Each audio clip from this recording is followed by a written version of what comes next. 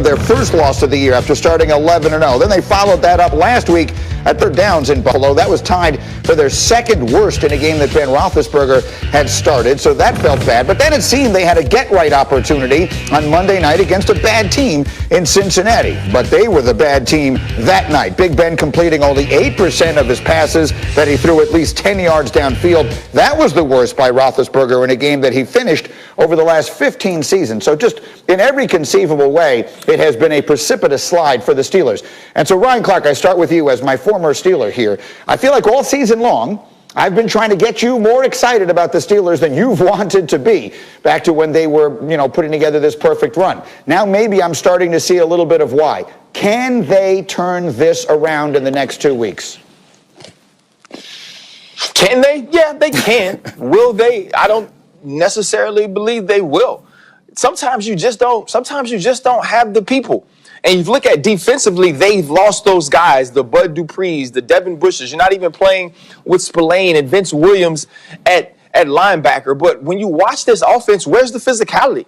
Where's the inversion of the line? Where's the inverting of the line? You look at the 3rd and 1 that Snell barely got. It's because the linemen were in the backfield. And now you go to your aging quarterback. And I said it a few weeks ago. They're putting too much on Ben Roethlisberger. You have no run game. You have no play action game. You try to throw short passes in order to create shorter gains, to get runs and catches, to try to pick up first downs. And you can't push the ball down the field. So where do you go?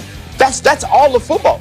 You're not making the turnovers and pressuring the quarterback and getting things done defensively. You can't move the ball offensively. And when you lose a game to the Washington football team who is playing better, you say, oh, okay, that happens. And then you come back and you lose to the Buffalo Bills, who are probably the second best team in football. You say, okay, that happens. But the Cincinnati Bengals, with Ryan Finley, a dude that they didn't necessarily even know if they wanted to start and play the football game, those are things you can't do. As players, you have to have a certain level of pride. As players, you have to understand that you need to fix things. And the Pittsburgh Steelers don't seem like they have the ability to do that right now. My question is, who can they beat in the playoff picture? Right.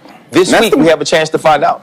That's the most damning part. That's the most damning part to me, is that they came off of 2 losses in a primetime Monday night game. Like, in a normal situation, you might drop a game to a team that's worse than you, and you say we were overlooking them, or we weren't ready for this game. We weren't up for this game. They were up for this game. They gave the Bengals their best shot, and their best shot was not good enough. When you come off of 2 losses and you're a Monday Night Football, you're going to play as hard as you can. You're going to game plan as hard as you can. And then they got outplayed. And I think Ryan touched on a lot of the reasons, but their offense is bad because they put too much pressure on Ben, and that makes their offense bad, which ends up putting too much pressure on their defense. Like, their defense is not bad, but they're asking them to do too much at this point in the season. And it doesn't make sense. I don't know what team showed up for that game on Monday night, but I don't have much faith. You asked the question, Ryan, that I don't have an answer to. Who are they going to beat in the playoffs? I can't think of too many teams that I feel confident that they are better than at this point. Yeah, they play Indianapolis this weekend, Brian, you're touching on there, which is a critical game. If they lose that, then the division could get away from them the last weekend of the season. And Graziano, that's the sort of the short-term picture.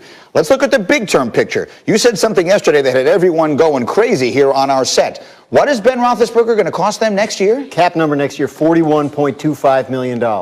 That's his cap number next year. Unless they can knock that down by extending him, but then you're kicking the problem down the road a little bit, right? So they have a lot of decisions to make. So then, RC, I come back to you as, a former Steeler. This is an era. I mean, Ben Roethlisberger is one of those few players who constitute an era on a team.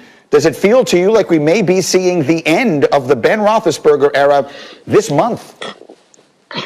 I mean, we've always known it was close, right? We've been waiting for this. It's like when John Coffey was finally walking the Green Mile. We knew it would happen. We fought it. We didn't want it to happen. Tom Hanks did his best to not let it go down, but it did. And that's where we are right now with Ben Roethlisberger. And It's one of those things where if your emotions get involved, you say to yourself, okay, we can't get rid of Ben. Ben should finish this the way he wants to. But then when the business of football gets involved, it's an issue. When his cap number is going to be close to a David Mulligata year of commissions on representing Deshaun Watson and Jalen Ramsey, that's an issue. When his play doesn't match that, that's an even bigger issue. And that's where we are now. I don't see how this team moves forward thinking they can win a Super Bowl with Big Ben playing the way he is, and also with Big Ben costing what he does. So does that mean, Dominique, that we're about to see something we haven't seen in what feels like forever, which means a true rebuild in Pittsburgh? Yeah, I doubt that we see that. It doesn't seem like, and Kevin Colbert's one of the best GMs in football, and it doesn't seem like that's the way that they operate. They don't operate in a true rebuild type of way. They're going to try to retool, and Mike Tomlin's the same way. He's never had a losing season. So I don't think they have a true rebuild, but I do think they probably need to move on from Ben if there is no way to restructure this contract. And since Ryan's making the movie references, I was reminded of Malcolm X when everyone was outside of the hospital, and Malcolm X went to the Fruit of Islam like this. Like, this is what Kevin Colbert should do to Ben Roethlisberger. Just like Malcolm did to the Fruit of Islam. Go ahead. Stop.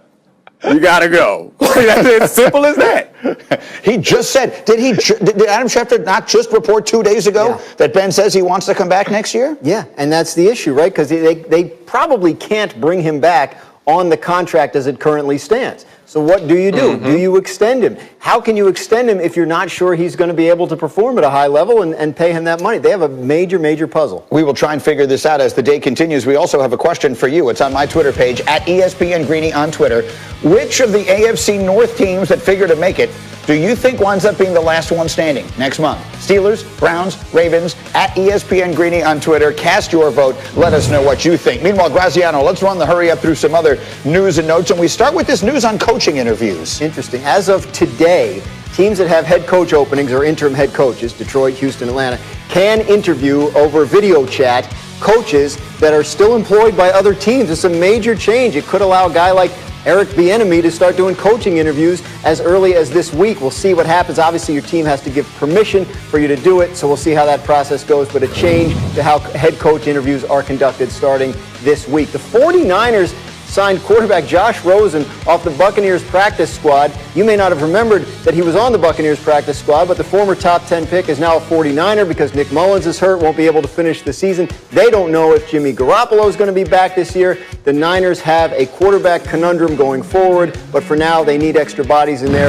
They're going to take a look at Josh Rosen. And speaking of quarterbacks, the Raiders don't know who their quarterback's going to be for this weekend's game. Derek Carr was able to get in some practice yesterday, split the first team reps with Marcus Mariota. The team wants to see if Carr can get through the week healthy and then make a decision about who the quarterback will be for this weekend's game. That's a critical game, and by the way, it's a playoff battle for them against Miami. As we continue, New England's playoff streak has ended with Cam